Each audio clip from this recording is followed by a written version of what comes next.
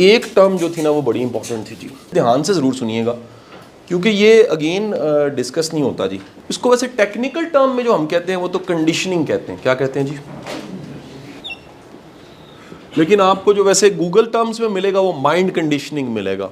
Mind conditioning, conditioning का मतलब है कि आपके पैदा होने से आज तक बड़ी चीज़ें आपको मानने का कहा गया है और आपने बगैर तहकीक के मान ली हैं।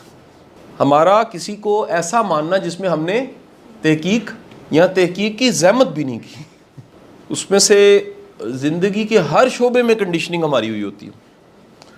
मसलन सबसे बड़ी इंडो पाक में आपको कंडीशनिंग जो मिलेगी, जिस बेल्ट में आप जी रहे हैं, वो ज़ात बरादरी की कंडीशनिंग है कि नहीं है जी? आप में से कितने ऐसे बच्चे हैं जिनके हाँ बरादरी से बाहर शादी नहीं होती, ज़ात से बाहर नहीं होती? मतलब मैं भी शामिल उसमें लेकिन मैं पहला बचा था जिसने ये रूल तोड़ा था। ओके, मेरे कुछ ऐसे दोस्त हैं जो इस ज़ात बरादरी से भी, वो उससे भी ज़्यादा हमसे भी ज़्यादा खुशकिस्मत रहे। उसमें से चंद दिन पहले एक दोस्त आके मिला, तो उसने कहा, मैंने कहा कि वो चाइना में जॉब कर रहा है। मैंने कहा what's your wow experience of life, यानी जिस चाइना, कहते रही experience, wow experience is my wife is Chinese. मैं कहा तो ये इसमें वाओ क्या है? उसने कहा एक ऐसे मुख्तलिफ कल्चर के साथ जो पला बढ़ा है और उसके साथ रहना और जीना।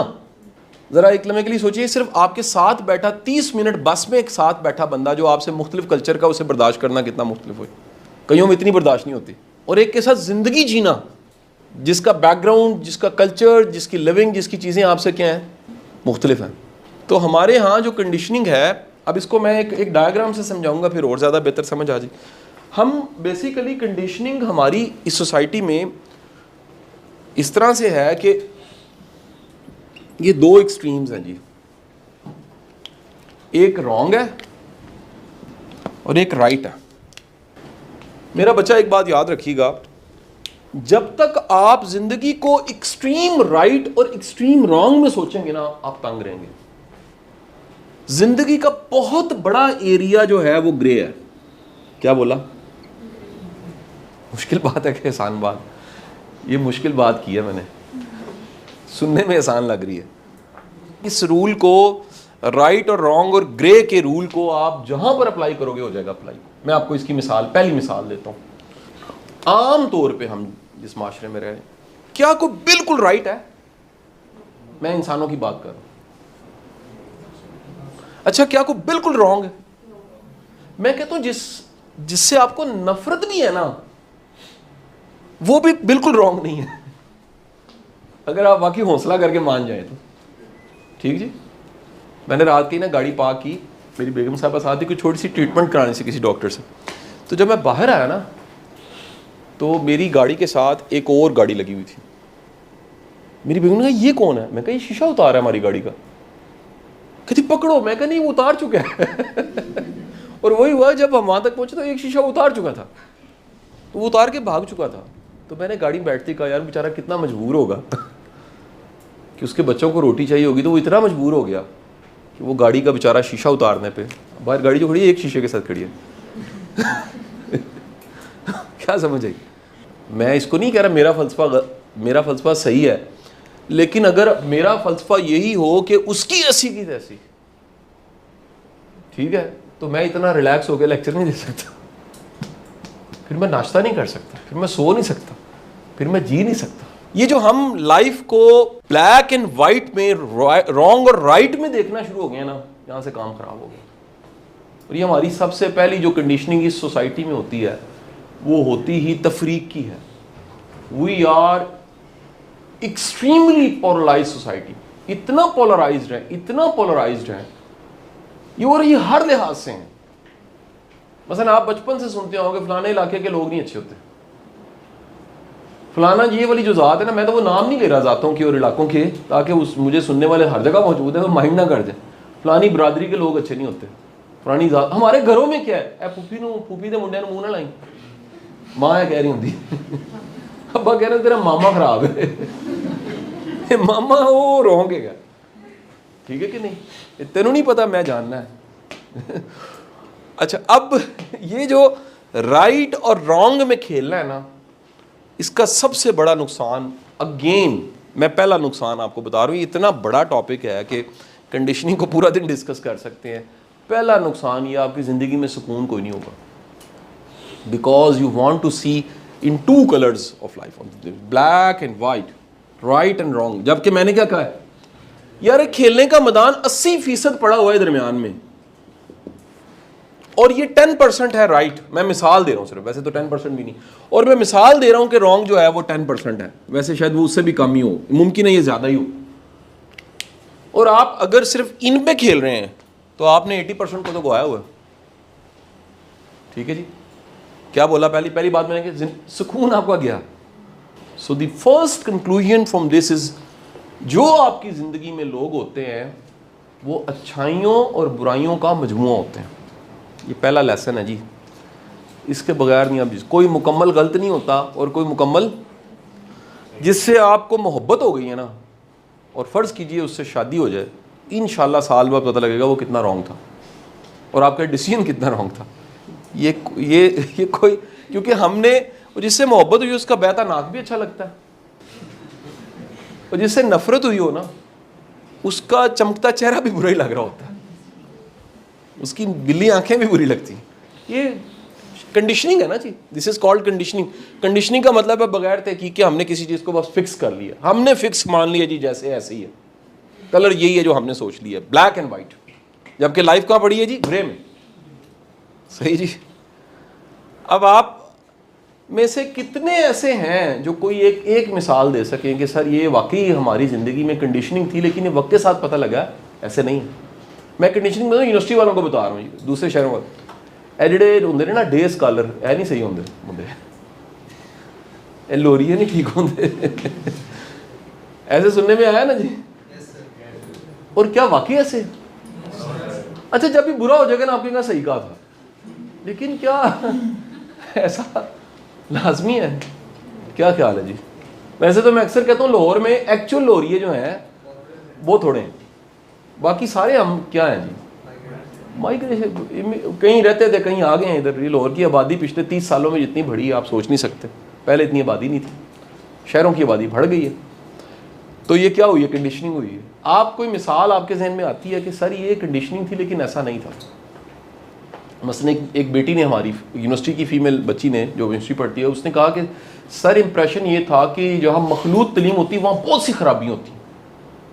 मैं मानता हूँ होती, लेकिन इतनी भी नहीं होती, उसने कहा, जितनी हमने सोची थी। अब बात समझे कि नहीं समझे? मैं आपको एक और बड़ी कॉमन मिसाल देता हूँ, ये किस लेवल पे होती है, या मैं इसलिए कह रहा हूँ ये कॉमन मिसालें हमारे घरों में हैं। बाज़ औक़ात हमारे माँ बाप कहते हैं किसी के बारे में कि यार ये ऐसा है, लेकिन आप के अंदर अगर वाकई जुर्रत हो और आपका उससे वास्ता पड़े तो वो वैसा नहीं होगा। ऐसा हुआ कभी? मैं उन रिश्तों के नाम नहीं ले रहा आपसे, बेशुमार रिश्ते हैं ऐसे। दादी हो सकती है, कोई हो सकता, कोई कज़न हो सकता है, कोई रिश्तेदार हो सकता है, कोई जगह हो सकती है, लोग हो सकते हैं, कोई जैसे बेटे ने बताया कि कॉलेज यूनिवर्सिटी हो सकती है। ठीक है कि नहीं जी? और बाद में पता लगे कि मेरे बच्चे, मेरा आप सबसे मशवरा है, इस शिद्दत में खेलना छोड़ दो प्लीज़। अगर ये फ़लसफ़ा जिसे मैंने कहा आपने ना समझा, जो हमारी कंडीशनिंग है, और उसको रिकंडीशन करना ना समझा, पहली बात मैंने क्या कही थी जी, क्या होगा? सुकून नहीं होगा, क्योंकि आप हर चीज़ को ठीक या गलत देखना चाह रहे हो। दूसरा काम एक और होगा, आप कभी टीम बिल्डिंग नहीं कर सकोगे। क्या बोला? जो कि आज की मॉडर्न स्किल है, leadership and team building modern skill है। कौन सी स्किल है जी? Team building, leadership, top skills में से है। और ये उनकी अच्छी होती है जो क्या होते हैं, जो ब्लैक वाइट, राइट रॉन्ग में खेलने की बजाय कहाँ खेलते हैं? ग्रे में खेलते हैं। और ये ग्रे में खेलने के लिए इसको कहते हैं फ्लेक्सिबिलिटी। क्या कहते हैं जी? फ्लेक्सिबिलिटी। MBTI याद है आप लोगों ने? आप लोगों को अपनी टाइपिंग याद है? तो डॉक्टर साहब एक टर्म बोलते थे, फ्लेक्स। फ्लेक्स ज्यादा तरक्की वो करता है जिसमें क्या होता है? फ्लेक्स, जिसके अंदर फ्लेक्सिबिलिटी होती है। जो फिक्स है ना, एक ऐसी मिसाल है जिसको लोगों ने बड़ा अप्रिशिएट किया, समझाने के लिए सर मैंने कभी दी हुई है, मैं दोबारा इसलिए दे देता हूँ। अगर मैं यहाँ खड़ा हूँ या आप यहाँ खड़े हैं और आपने आगे जाना है, और आगे एक बड़ा खूबसूरत सा दरवाज़ा है जो ऊंचा है और आप आसानी से उसमें से गुजर जाते हैं, वाओ, बस इसी तरह अकड़ के चलना। लेकिन अगला दरवाज़ा जो है वो आपके कद से छोटा है, और वहाँ पे आपको हुक्म, अब हुक्म क्या, समझ अकल क्या कह रही है, यार मैं ऐसे गुजरूंगा तो मुंह लगेगा, तो मुझे क्या करना चाहिए, मुझे झुकना है। वहाँ पर आप झुक के गुजरेंगे। लेकिन अगर आप अकड़े हुए तो क्या होगा, गुजरेंगे भी नहीं और चोट भी लगेगी। आप उससे आगे गए हैं, उससे अगले दरवाजे पे गए हैं, तो वहाँ दरवाज़ा नहीं, बिल्कुल एक छोटा सा एक मोर्चा सा है, सुरंग सी है।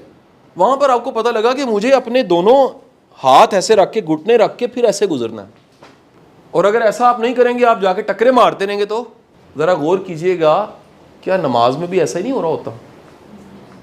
आपकी 3 हालतें, ये हालत है, ये हालत है और सजदे की हालत है। मेरा बेटा, लाइफ एक सी रहती नहीं है। आप नमाज में ईगो मैनेज करना भी सीखते हो, ईगो को एलिमिनेट करना सीखते हो कि ज़िंदगी में फ्लेक्स होना चाहिए, कंप्रोमाइज़ करना आना चाहिए, किसी और के साथ, अपने से मुख्तलिफ के साथ, ये जुमला लिख लीजिएगा, अपने से मुख्तलिफ के साथ जीना सीखो। हम इंडो पाक के सब लोग जो हैं, हम लोगों का यकीन है, बल्कि हमारा इल्म है, ये यकीन क्या है कि बड़े सगीर में जो इस्लाम फैला है वो किन के ज़रिए फैला, बताएं जी, ज़्यादा इस्लाम कैसे फैला? औलिया इकराम के ज़रिए, बुजुर्गान दीन के ज़रिए। कौन थे जी? आपको जो लोग मिलेंगे ना, वो लोकल्स नहीं मिलेंगे। आप टॉप 10 नाम लें जिनकी वजह से इस्लाम बहुत ज़्यादा फैला। मैं आपको पक्की बात बता रहा हूँ कि आप टॉप 10 नाम ढूंढेंगे, बड़ी तादाद दूसरे इलाकों की मिलेगी आपको, जिन्होंने आके वहाँ से चलते चलते यहाँ पर। फिर मेरा जुमला लिख लीजिएगा, सूफ़ी और दरवेश ट्रैवल करता, इसलिए उसके पास फ्लैक्स होता है, उसमें लचक होती है। सूफ़ी और दरवेश सफ़र करता है। एक वर्ड है सैलानी। सैलानी कौन होता है? वो सफ़र करता रहता है, अब यहाँ चलता, वो दुनिया देखता है। दुनिया देखने से फ्लैक्स पैदा होता है। यानी ये बात मैं बड़े दावे से कह रहा हूँ आपको कि मैं ज़ाती तौर पर, जब तक मैंने कुछ 1.5-2 दर्जन मुल्क नहीं देखे थे, 1.5-2 दर्जन मुल्क देखने से जो बड़ी चीज़ एक अचीव हुई है वो फ्लेक्सिबिलिटी है। कि ये दुनिया जिसको हमने बड़ा छोटा सा लाला मूसा सोचा है, या पत्तों की सोचा है, या अपना इलाका मानसहरा सोचा है, ये दुनिया उससे बहुत बड़ी है। और इसमें 7 अरब लोग रह रहे हैं। उन 7 अरब के मुख्तलिफ सोचें हैं, मुख्तलिफ रंग हैं, मुख्तलिफ मिजाज हैं, मुख्तलिफ कल्चर हैं, मुख्तलिफ खाने के अंदाज हैं, वे ऑफ लाइफ मुख्तलिफ हैं, और ये सब जी रहे हैं। ये है ग्रे। क्या समझ आई जी? अब रिजिड इंसान सोचता है कि सब वैसे हो जाएं जैसे मैं चाह रहा हूं। क्या हो सकते हैं? एक माँ के पेट से पैदा होने वाले एक जैसे होते हैं? नहीं। एक घर में सारे लोग एक जैसे नहीं होते। एक ख़ानदान के सब लोग एक जैसे नहीं होते। एक इलाके के लोग सब एक जैसे नहीं होते। तो ये कैसे हो सकता है कि आपकी ख्वाहिश हो कि जी राइट एंड रॉन्ग इस पे खड़ा करना है? तो लाइफ किस पे है जी? दरमियान में, यहाँ पर पड़ी है। सो मेरी आप सबसे गुजारिश है कि ये एक फितरती प्रोसेस जो हमारी कंडीशनिंग हुई है, सोचा ज़रूर करें। मुझे जब भी कोई आकर नहीं, बरादरी से बाहर नहीं जाना हमने, मैं उन्हें कहता हूँ यार मेहरबानी फरमा के ये दीन ने कहाँ पर कहा है बता दें मुझे। ये आपके कल्चरल सारे रोले हैं, ये कल्चर रस्म और रवाज बने हैं, ये कहीं पर भी दीन में कोई नहीं है। दीन कह रहा है तकवा में अच्छा है, बेहतरीन है। हाँ ये फ़लसफ़े ठीक हैं, अच्छा ख़ानदान, किरदार, वैल्यूज़, ये चीज़ें बड़ी इंपॉर्टेंट, लेकिन इसको आप कंडीशन नहीं कर सकते ज़ात बरादरी तक। सो जितनी कंडीशनिंग आप ज़िंदगी में देखें ज़रूर कि यार ये वाकई ये वैसे ही है, या वो कंडीशनिंग तोड़नी चाहिए हमें। चीज़ों को सिर्फ राइट रॉन्ग में ना देखें, ब्लैक वाइट में ना देखें, ग्रे में खेलें। फिर क्या होगा? इसका एक और तीसरा नतीजा देख लीजिएगा। सर आप ज़्यादा सोशल होंगे, आपका जो सोशल एक्सपोजर है वो बढ़ेगा। इट्स अ ट्रेजर, ये ख़जाने से कम नहीं है। क्या बोला? मिलना, दुनिया को समझना, दुनिया के साथ बातचीत करना।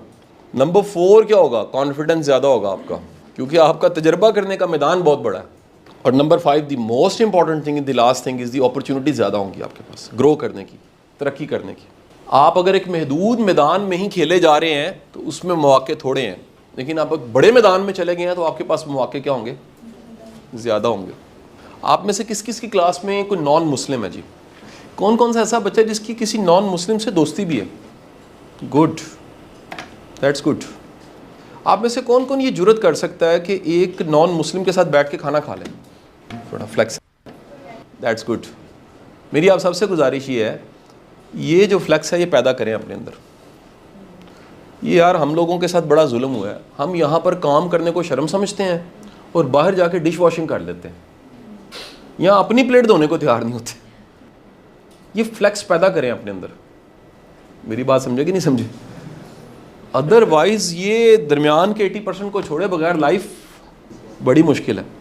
सो इस सारे फ़लसफ़े का एक मकसद ये भी था कि आपका दिमाग बंद ना हो, नए तजर्बे नए एक्सपीरियंस के लिए अब तैयार हो। Have a open mind to everything please. अगर वो और आसान कर दिया, क्या बोला जी? Have a open mind to everything. एकदम से फौरी तौर पे राइट और रॉन्ग पे ना जाया करें, थोड़ा सी गुंजाइश दिया करें। क्या समझे? जो आपको लग रहा है लाजिम नहीं है वो हकीकत हो, उसके अलावा भी हकीकत हो सकती है। क्या समझ आई जी? अच्छा, मैं आपको एक और बात बताऊं, ये जो फ्लेक्स वाला बंदा है ना, इसके लिए माजरत करना बड़ी आसान होता है। क्या करना? I am sorry. या किसी को माफ़ी देना बड़ा आसान होता है, दोनों काम बड़े इंपॉर्टेंट है। Please learn it, to forgive and to say sorry. किसी को माफ़ करना और किसी से माफ़ी मांगना। आप कहते हैं यार मैं दावा कैसे कर सकता हूँ मैं बिल्कुल ठीक हूँ, यहाँ को बिल्कुल ही गलत है, मैं माजरत कर लेता हूँ, मेरे इल्म में नहीं था, मुझे खबर नहीं थी। ठीक है जी, लेट्स एक्सपीरियंस, इसको ज़रा एक्सपीरियंस करके देखें आइंदा दिनों में कि आपको किसी से, आपके अपने क्लास फेलो से किसी से आपका इख्तलाफ है, आप उससे ज़रा सॉरी करके देखें दिल से, उससे कि यार मैं माजरत करता हूँ, इसी दुनिया में रहना है, इधर ही जीना, 4 दिन का मिला है, माफ़ी मांगने में काहे की शर्म या माफ़ी देने में काहे की शर्म? बात नहीं समझ? करके देखिए आप कितना हल्का फुल्का महसूस करेंगे, क्योंकि आप इस पे नहीं खेल रहे, एक्सट्रीम्स पे नहीं खेल रहे। सर बदकिस्मती है, अगर एक सोशल साइंटिस्ट के तौर पे देखा जाए, आपकी सोसाइटी राइट रॉन्ग्स पे खड़ी हो गई है, शदीद पोलराइज्ड। अब मेरा ये जुमला फिर पसंदीदा कि अल्लाह को अगर वैरायटी पसंद ना होती तो अल्लाह ख़त्म कर देता। अल्लाह को ये सारी वैरायटी पसंद है, ये अल्लाह ने बनाई है भाई। मुख्तलिफ़ तरह के कल्चर, मुख्तलिफ़ तरह के इंसान हैं, ये सारे के सारे इधर बने हुए हैं, इनके साथ जीना है, इस डाइवर्सिटी के साथ जीना है। एक हमारे दोस्त हैं बड़े अच्छे, ये वाकई मुझे बड़ा अच्छा लगा और इसको किसी ने चंद दिन पहले कॉलम में कोट किया। उनका नाम है मेजर शहजाद नैयर, वो रिटायर हो गए हुए हैं और शायर भी हैं बड़े अच्छे। वो कहते जब मैं फ़ौज में गए ना और पहली पोस्टिंग उनकी हुई तो वो साचिन साइड पे हुई। साचिन, ये आपने देखा होगा कि शुरू में ही पोस्टिंग जो होती है ना मुश्किल एरिया में कर दी जाती है, वॉर एरिया, ताकि टफ एक दफ़ा एक्सपोजर हो जाए। तो वो साचिन के एक गांव में उन्होंने पहुंचना था, जिसके लिए पैदल जो चलना है वो भी शायद 8-10 दिन का था, जहाँ पर उनकी पोस्टिंग थी और आगे बॉर्डर था। तो वो 10 दिन पैदल चल के उनका जो ट्रूप था, जो ग्रुप था, वो वहाँ पहुँचा। तो वहाँ पर उन्होंने उन गांव के लोगों के साथ मिलना शुरू किया। तो एक ऐसा बाबा मिला वहाँ जो कभी भी उस गांव से बाहर नहीं गया था, और उस गांव की हालत ये कोई वैली थी और इर्द गिर्द सारी बर्फ़ थी, 4 सीज़न बर्फ़, कुछ मेल्ट हो जाती थी लेकिन बर्फ़ से भरा हुई एक वैली जिसमें बाबा रह रहा है। उस बाबे से पूछा कि तुम कभी इस गांव से बाहर गए? उसने कहा जी मैं कभी इस गांव से बाहर नहीं गया। उसने कहा कि तुम ये बताओ कि तुम खुदा पे यकीन रखते हो? उसका मज़हब भी मुख्तलिफ था थोड़ा सा। उसने कहा जी मैं खुदा पे यकीन रखता हूँ। उसने कहा जन्नत जहन्नुम पे? उसने कहा बिल्कुल। उसने कहा तुम्हारे मुताबिक जन्नत कैसी होगी? उसने कहा जन्नत में ना गर्मी होगी, धूप निकली होगी और पसीना हमें आ रहा होगा। उसने कहा जहन्नुम कैसी होगी? कहता उसमें बर्फ़ ही बर्फ़ होगी। आपको समझ आई बात की कि नहीं आई? कंपैरेटिव है सारा कुछ। क्या समझ आई? हमें क्या लग रहा है? हम कहते हैं जनाब कश्मीर जन्नत की तरह, क्योंकि हमें ठंड लगती है ना, सुकून होता है वहाँ जाके। इधर हबस है, हमें लगता है ये जहन्नुम है। रेगिस्तान वाले को लगता है कि वो जो पहाड़ों पे है ना वो जन्नत में है। मेरी बात समझा कि सारी चीज़ें क्या हैं? गोरा जो है वो सन बात लेता है, वो जनाब धूप सेकता है, वो धूप वाले इलाकों में आता है, डांजी यहाँ तक। तो ये चीज़ों में आपको गुंजाइश देनी है। इसी 100 किलोमीटर के फासले पे लैंग्वेज, रहतल बैतल, खाना पीना, खुशी गमी, रस्मो रवाज, बेशुमार चीज़ें आपकी चेंज हो जाती हैं। हर कोई जी रहा है, रह रहा है। और जी कोई क्वेश्चन है इस पे पूछ ले मेरे से।